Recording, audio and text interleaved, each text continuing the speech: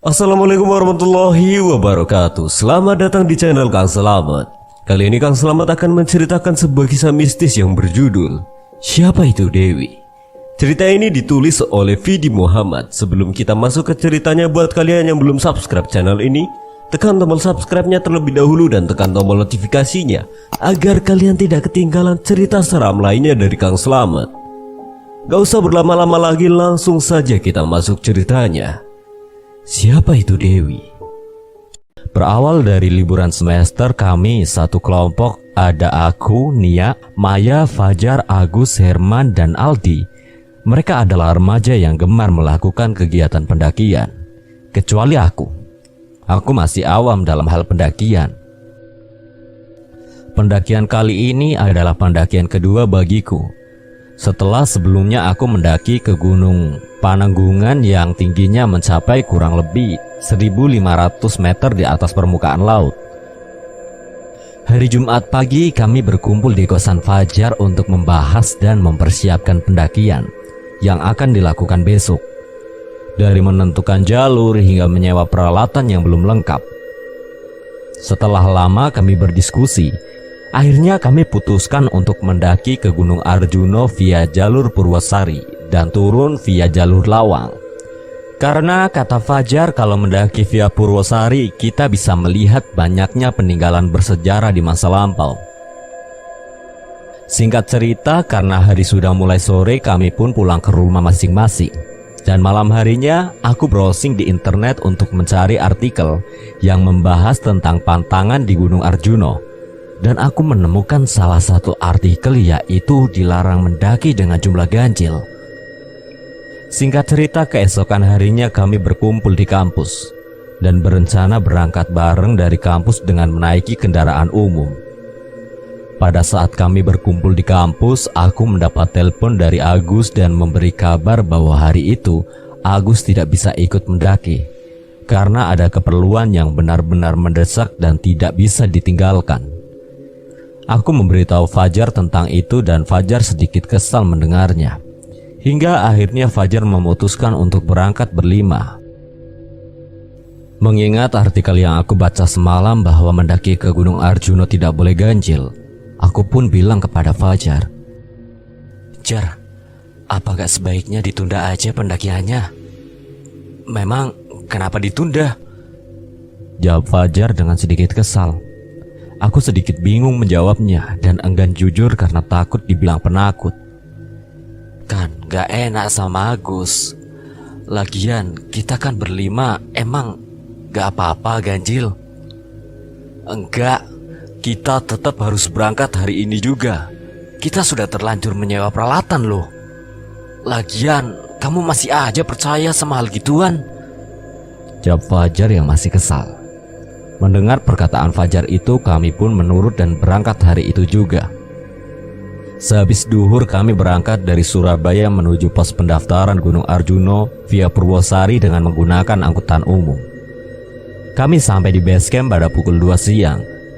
Kemudian Fajar mengurus pendaftaran. Setelah selesai kami beristirahat sejenak untuk melepas lelah saat perjalanan tadi. Kurang lebih 30 menit istirahat, kami memulai perjalanan dan tak lupa berdoa. Berjalan santai, waktu itu jalannya masih sedikit landai dan dikelilingi pohon pinus. Di pohon pinus itu tiba-tiba aku merasa cemas. Dan aku seperti merasakan ada hawa negatif di sekitar situ. Dalam hatiku, mungkin ini hanya perasaanku aja gara-gara aku baca artikel semalam. Aku terus berjalan dan berdekatan dengan Maya. Hingga sampailah kami di pos 1. Di situ terdapat sebuah pondok dan semacam bangunan yang berbentuk naga. Kami pun istirahat sebentar karena waktu itu aku merasa sedikit kelelahan.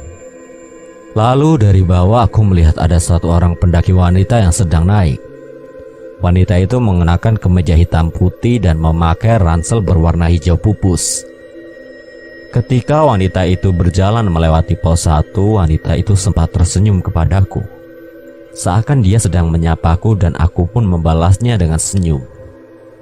Tapi anehnya teman-temanku tidak ada yang merespon, bahkan melihat pun tidak. Mereka malah asyik mengobrol satu sama lain.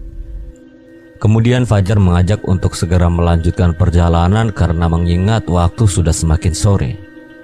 Ketika kami mulai beranjak berdiri, aku bilang pada teman-temanku, "Ayo kita susul satu orang tadi, sekalian kita ajak bareng jalan." Mendengar perkataanku itu, teman-temanku terlihat heran. Kemudian Maya bertanya padaku, "Orang yang mana Mbak Nia?" "Mbak-mbaknya yang tadi naik sendirian." "Loh, memangnya tadi ada orang toh?" "Ada tadi, kalian sih pada sibuk ngobrol," jawabku sambil meyakinkan teman-temanku. Lalu kami lanjut berjalan dan sedikit mempercepat jalan kami agar bertemu dengan pendaki wanita yang kuceritakan itu. Jauh berjalan, kami tidak juga menemukan dan melihat pendaki wanita tadi hingga sampailah kami di pos 2. Setelah sampai di pos 2, Fajar bertanya kepadaku, "Mana Nia? Gak ada orang sama sekali gini kok. Kok cepet banget ya jalannya?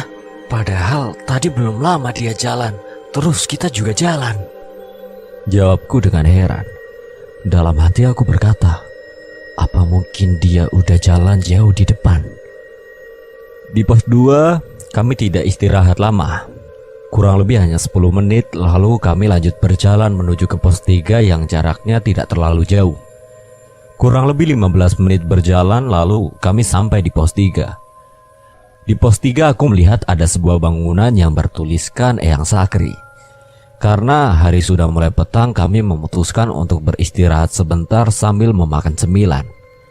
Ketika mereka sedang asyik makan cemilan, tiba-tiba kami dikejutkan oleh pendaki wanita yang tadi aku temui di pos 1. Wanita itu terlihat berjalan dari bawah dan baru sampai di pos 3, tempat kami beristirahat. Melihat itu aku sangat terheran. Padahal tadi dicari gak ada. Tiba-tiba sekarang baru sampai di pos 3. Lalu kami menyapa wanita itu untuk mengajaknya bergabung dan wanita itu menerima tawaran kami. Lalu dia duduk di sebelahku. Fajar bertanya pada wanita itu, "Sendirian aja Mbak?" "Iya Mas." "Kok berani?" "Rumahku dekat sini kok Mas, jadi terbiasa." "Namanya siapa Mbak? Kita kenalan dulu biar akrab." "Dewi," jawabnya dengan singkat. Lalu aku memotong pembicaraan mereka. "Mbak yang tadi ketemu di pos 1 kan?" "Iya mungkin Mbak, saya lupa," jawab wanita itu dengan sikap dingin. Lalu Fajar memotong pembicaraan kami berdua. "Oh, jadi Mbak ini toh yang tadi Mbak Nia lihat?" Wanita itu hanya tersenyum kecut.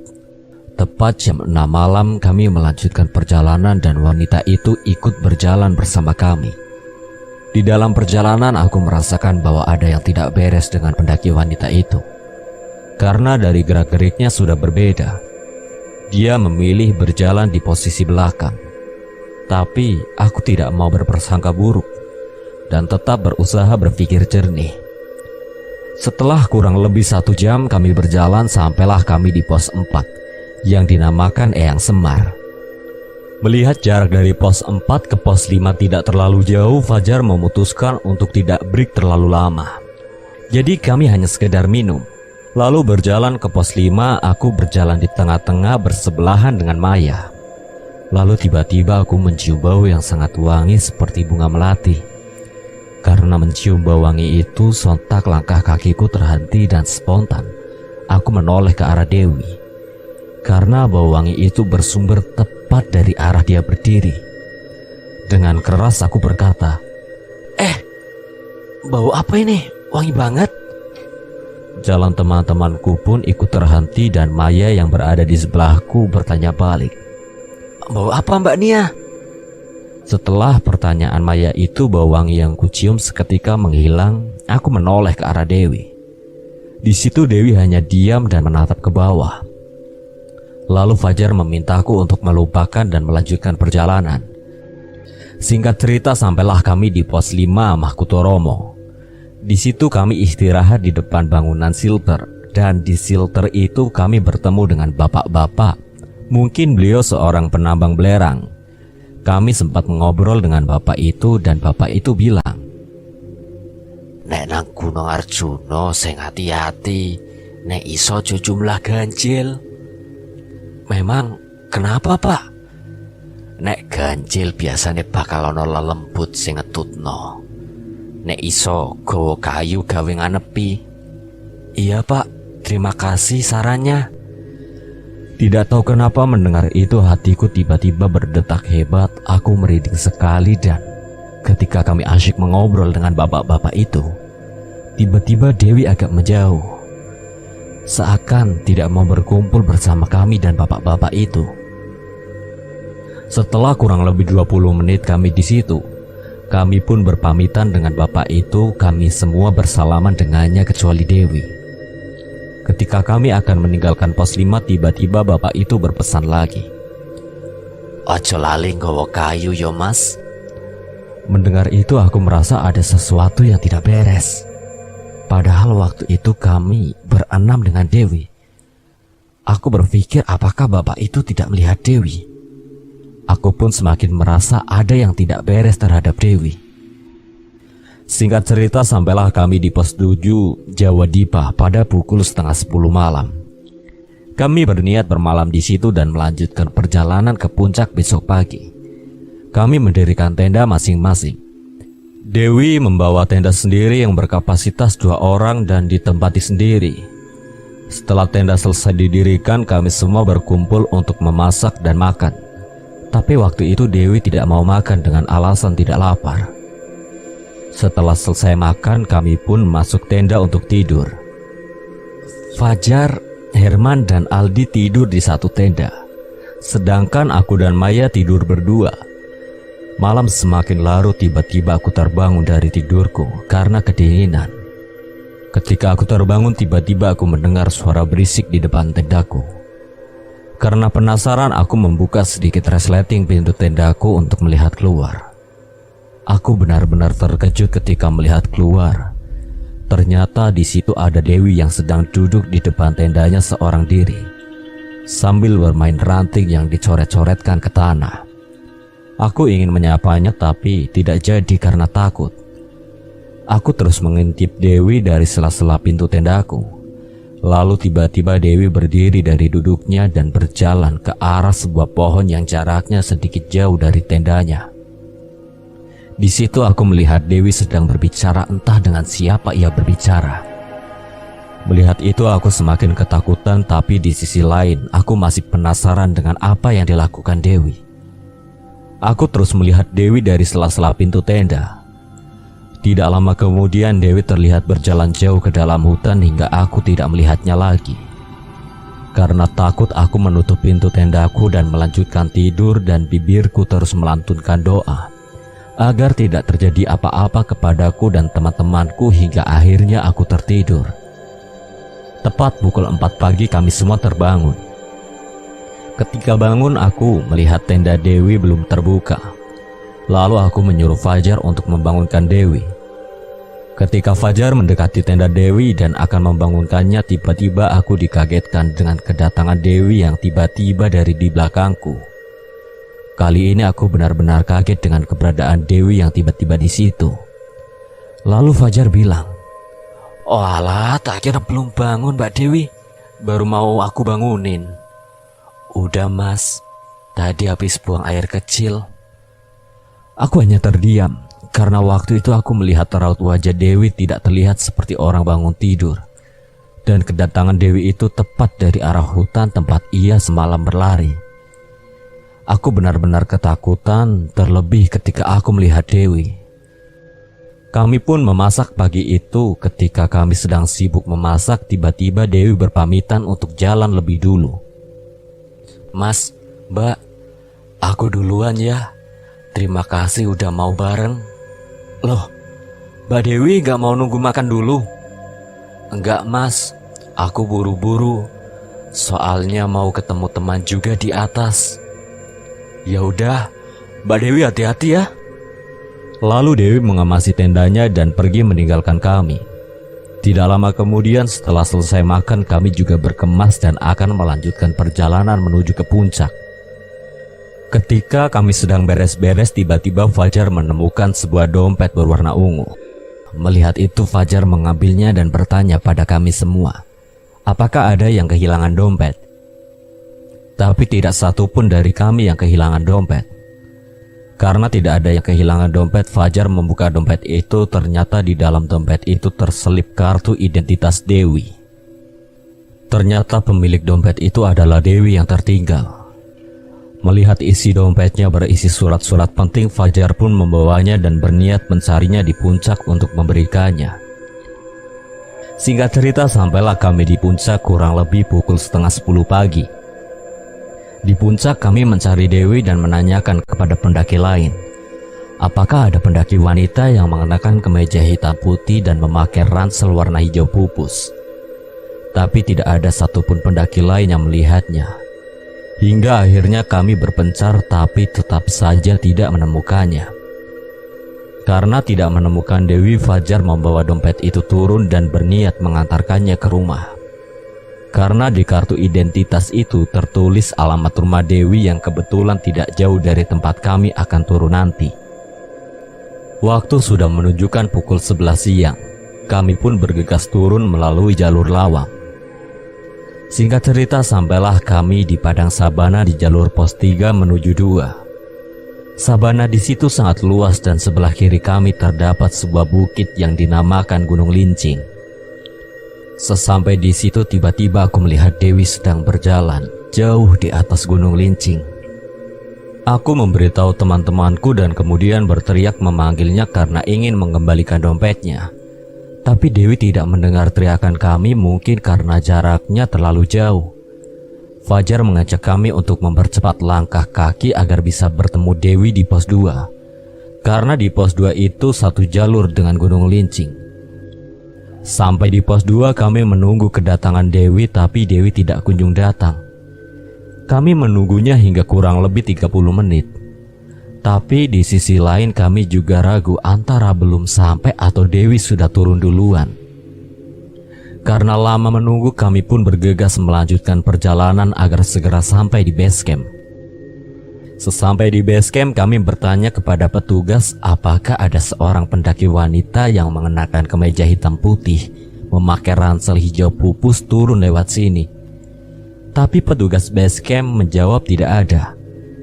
Aku menyarankan pada Fajar untuk membawa dompet itu dan mengantarkan ke alamat yang tertera di kartu nama Dewi. Setelah itu kami turun menggunakan ojek. Setelah sampai di pasar lawang, Fajar berniat mengantarkan dompet itu seorang diri dan menyuruh kami menunggu di sebuah warung. Karena menurut ojek yang akan kami tumpangi, alamat itu berjarak tidak jauh dari pasar lawang. Jujur aku benar-benar penasaran dengan Dewi. Aku ingin ikut mengantarkan dompet itu bersama Fajar dan Fajar tidak keberatan. Berangkatlah kami ke alamat Dewi. Sesampai di alamat tersebut, Fajar meminta tukang ojek untuk menunggu kami. Fajar mengetuk pintu rumahnya dan yang membukakan pintu adalah ibunya. Kemudian Fajar bertanya pada ibunya Dewi, "Maaf, apa benar ini rumahnya Mbak Dewi?" "Benar, Mas dan Mbak ini temannya ya?" "Iya Bu, tadi kita sempat bertemu Mbak Dewi di gunung dan menemukan dompet ini tertinggal di gunung," jawab Fajar sambil menunjukkan dompet yang ditemukannya tadi. Mendengar itu, ibunya Dewi menyuruh kami masuk dan mempersilahkan kami duduk di ruang tamu. Kami disuguhi minuman dingin, kemudian beliau berkata, "Mas, Mbak, terima kasih sudah mau mengantarkan dompetnya Dewi." "Iya Bu, sama-sama. Memang Mbak Dewi belum sampai rumah ya?" jawab Fajar. Sambil berlinang air mata, ibunya Dewi bercerita kepada kami berdua. "Minggu lalu, Dewi pamit sama ibu untuk mendaki ke Gunung Arjuno. Dan ibu mengizinkan. Dewi adalah anak sulung ibu. Setelah pulang dari gunung, Dewi sempat bilang pada ibu kalau dia kehilangan dompet ini di gunung. karena teledor ibu sempat memarahinya. Soalnya waktu itu surat-surat kendaraan ada di dompet Dewi semua. Keesokan harinya Dewi kecelakaan ketika akan pergi ke rumah temannya untuk mengajaknya kembali ke gunung mencari dompetnya, dan nyawanya Dewi tidak terselamatkan. Dewi sudah meninggal 2 hari yang lalu, dan ibu sangat menyesal sudah memarahi Dewi waktu itu. Mendengar ceritanya ibu itu, kami berdua syok dan turut berduka cita. Aku benar-benar tidak bisa bicara apapun. Ternyata Dewi yang kami temui di gunung itu bukan Dewi yang sebenarnya. Kami berdua pun berpamitan dengan ibunya Dewi untuk pulang.